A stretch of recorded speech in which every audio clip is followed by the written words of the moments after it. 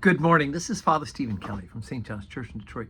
We're continuing our series of daily morning meditations where we generally look at one or another of the lessons that are assigned for morning or evening prayer, what is known as the daily office lectionary. Today, for Wednesday, let's take a look at the lesson that's assigned for morning prayer from the book of the prophet Nahum. Now, Nahum was a prophet who wrote in about the 6th century BC, so the 600s before Christ. And he is one of these prophets during the time of the diaspora, where the people have been gone out into the various ways, at various places. And he's talking particularly about the destruction of the city of Nineveh and the destruction of the Assyrian Empire.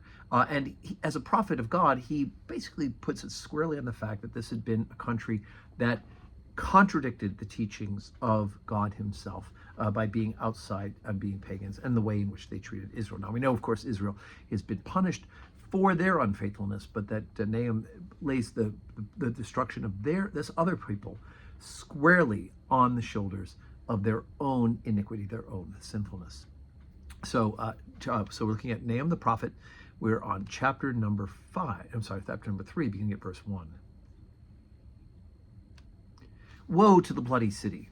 It is full of lies and robbery, and the prey departeth not. The noise of a whip, and the noise of the rattling of the wheels, and of the prancing horses, and of the jumping chariots. The horseman lifteth up both the bright sword and the glittering spear, and there is a multitude of slain, and a great number of carcasses, and there is none end of the corpses. They stumble upon their corpses.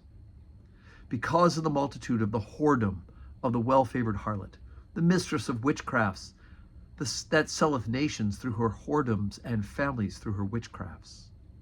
Behold, I am against thee, saith the Lord of hosts, and I will discover thy skirts upon thy face, and will show the nations thy nakedness, and the kingdoms thy shame.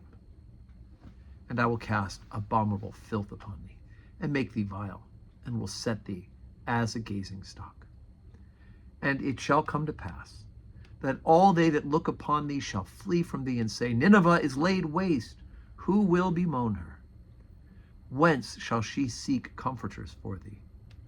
Art thou better than Populus? No. That was situate among the rivers, and that had the waters round about it, whose rampart was in the sea, and her wall was from the sea. Ethiopia and Egypt were her strength, and it was finite. Put and Luban were thy helpers. Yet was she carried away. She went into captivity. Her young children also were dashed in pieces at the top of all the streets, and they cast lots for her honorable men, and all her great men are bound in chains. Thou shalt also be drunken. Thou shalt be hid. Thou shalt seek strength because of the enemy.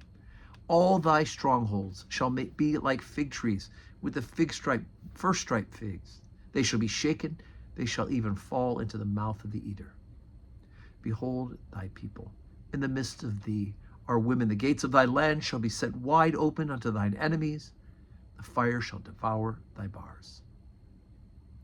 Draw thee waters for the siege. Fortify thy strongholds. Go into clay and tread the mortar. Make strong the brick kiln. There shall the fire devour thee. The sword shall cut thee off. It shall eat thee up like the cankerworm. Make thyself many as the cankerworm, make thyself many as the locust.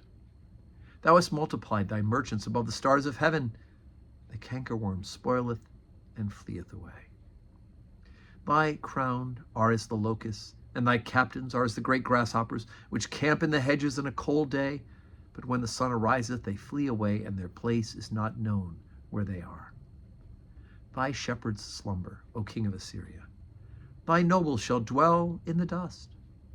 Thy people is scattered upon the mountains, and no man gathereth them. There is no healing of thy bruise. Thy wound is grievous. All that hear the bruit of thee shall clap their hands over thee.